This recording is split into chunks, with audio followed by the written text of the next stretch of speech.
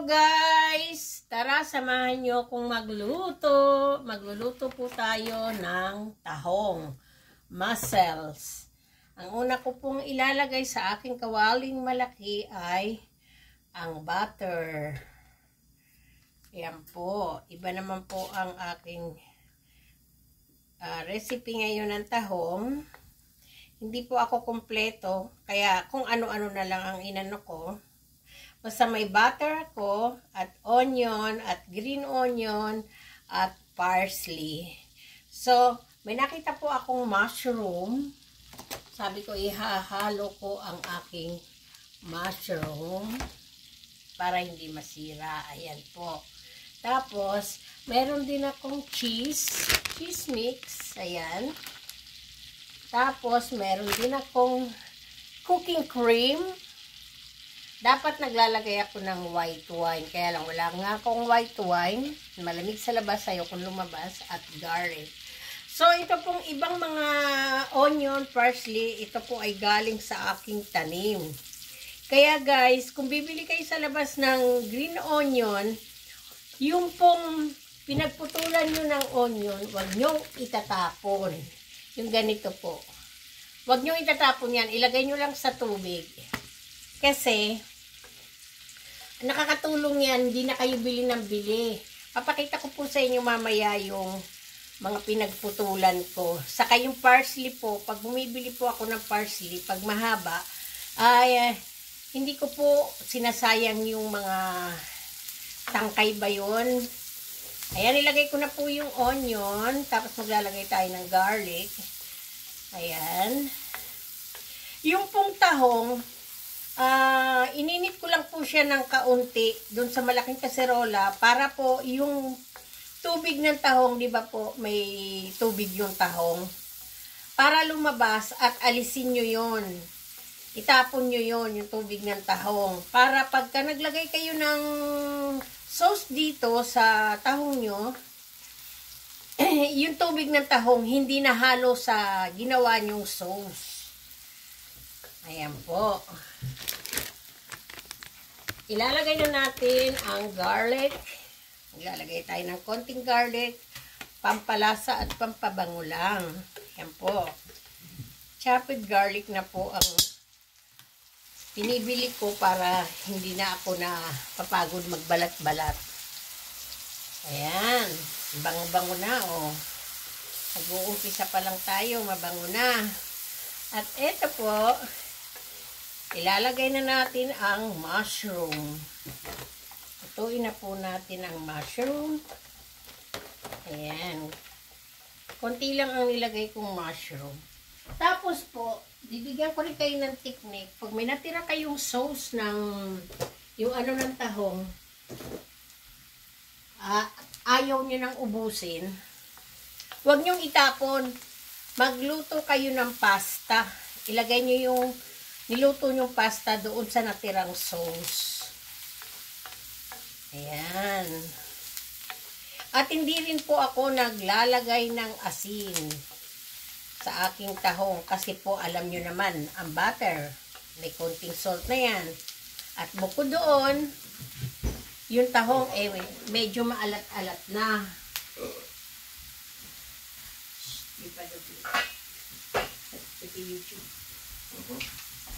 At ito na po yung tahong na inano kong konti, pero konti lang naman po, hindi ko pina-open siya talaga ng ano.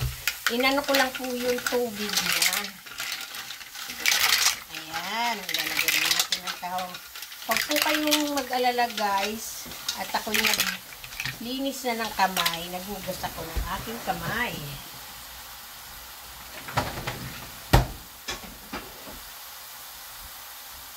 Masarap sana to kung may cheese na white na dito sa Canada kasi nilalagyan namin ng yung mabahong cheese pero hindi siya sira, mahal siya pero okay lang, kaya lang nga wala na akong stock, kaya ibang cheese naman, parang maiba naman yung recipe, hula-hula ba kung tawagin, pero alam kong masarap ito.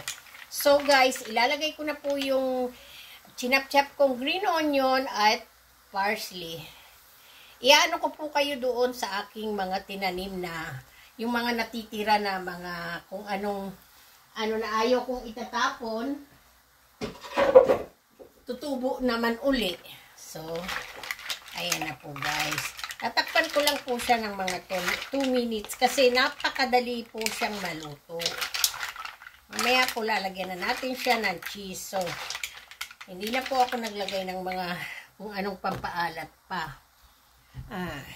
Kasi yung cream, may lasa na, yung cheese. So guys, papakita ko sa inyo yung aking halaman na yung mga natira-tira pagka bumibili ako, hindi ko siya tinatapon. Ito po ay natirang alokbate. So ito na po, oh, ayan.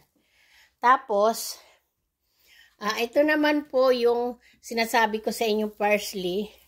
Ayan. Yan po ay binili namin na yung chachap-chapin na. So, yung pinakatangkay po niyan, hindi ko po itinapon. Ayan, itinanim ko. So, may oregano pa nga ako. Oh. Dito kasi taglamig na, kaya medyo naaano na yung mga halaman. Kaya nilagay ko siya dito sa aking bahay. So, ito po yung sinasabi ko sa yung green onion. Yung kung may mga onion po kayo na nag-aano na, yung tumutubo-tubo na yung dahon ng green, yung humahaba-haba na, wag nyo na po ipanluto yun. Itanim nyo na lang, ilagay nyo sa maliit na pot. Ayan na po. Yung mga oregano ko po nitong wala na po, naglagas na kasi nga taglamig na nga dito. So yung oregano ko, ayan, nag-aano na. Ito yung aking alokbate. Ayan, ito na lang ang natira sa aking oregano kasi yung iba mga namatay na. Pero wag nyong itatapon kasi mag-aano pa po yan. Magbubunga pa po yan. Pinasok ko lang sa loob. So guys, thank you po sa inyong pagsama sa akin. Sana po magustuhan nyo tong aking video. First time ko lang po to na mag-video sa YouTube. Dahil tinuruan po ako ng kaibigan ko. Kaysa naman daw po sinasayang ko yung mga pag-video-video ko sa mga pagkain. So, i-video ko na lang po sa YouTube para po kahit paano may natutunan kayo. Ito na po siya. Oh, ayan. Oh. Tignan nyo, nag-open na siya. So, ipapakita ko rin po sa inyo yung niluto kong French fries. Kasi po, ang mga puti, ang gusto nila, ang kapatner po ng tahong, ng mussels, ay gusto nila French fries. Hindi po katulad natin, lahat ng lutuin natin ng mga gusto natin kanin. Pero sila po hindi. French fries po, potato. Ayan po, oh. Nagluto rin po ako ng potato. Ayan. At guys, eto na. Maglalagay na tayo ng, ay naku, lumubog yun, takip ng cooking cream. Pero okay lang. Hindi naman isasama sa pagluluto. Ayan guys. Ayan na. Ayan na guys. Narinig nyo kumukulo-kulo na. Hindi ko po siya uubusin lahat kasi kailangan ko po yung kalahati nito dahil magluluto po ako mamaya ng corn cream soup. Yung mais po. Magluluto ako. Tapos guys, sandali po, anuhin po natin to. Ayan. Para makagalaw ako ng maayos. Mahirap po talaga pagka Ayan na guys. So maglalagay na po tayo ng cheese. First time ko lang po maglagay ng ganitong cheese. Kasi ang nilalagay ko talaga white cheese. Yung may amoy. Dahil yun talaga ang masarap. Tapos white wine. So wala ako. Palibasa, kung marunong ka talaga magluto, kahit hula-hula na lang, kung lulutuin mo, okay lang. Gawin mo basta alam mong masarap ang lasa. Ayan na guys. Nag-aano na ang cheese. Sana po guys gustuhan nyo tong video ko. Ngayon lang po ako may video po ako dati ng YouTube. Pero dahil po sa hindi nga ako marunong, yung kaibigan ko tinuruan ako. Maglagay-lagay lang daw ako ng kung sa YouTube, yung pagluluto, dahil mahilig po talaga ako sa mga luto. Ayan. Ang laki po ng laman ng tahong na nabili ng aking hubby. So, maglalagay po tayo ng konting paminta. Konti lang naman po.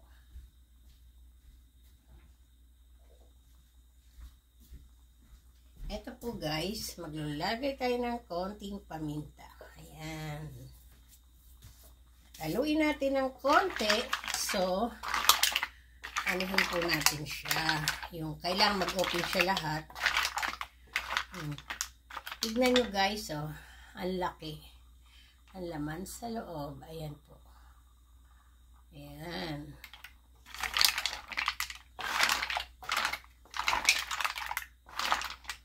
So guys, puputulin ko na po itong aking video kasi nakita nyo naman po kung paano ko lutuin. Para po hindi mahaba ang aking video kasi nga, pag mahaba po kasi ang video, yung iba po nauumay. Pag mahaba, hindi sila magtrabaho sila, hindi sila makapagtrabaho kaya nga naano sila sa video. So, yung mga madadali lang po ang ilalagay kong sa YouTube ko para po hindi kayo maumay. O sige guys, thank you ulit. Sana panoorin nyo tong video ninyo at mag-subscribe po sana kayo kay Madam Lisa. First time ko lang po itong gawin. Okay guys, sana po magustuhan ninyo. Thank you. Sana panoorin ninyo. Bye-bye po. Love you guys.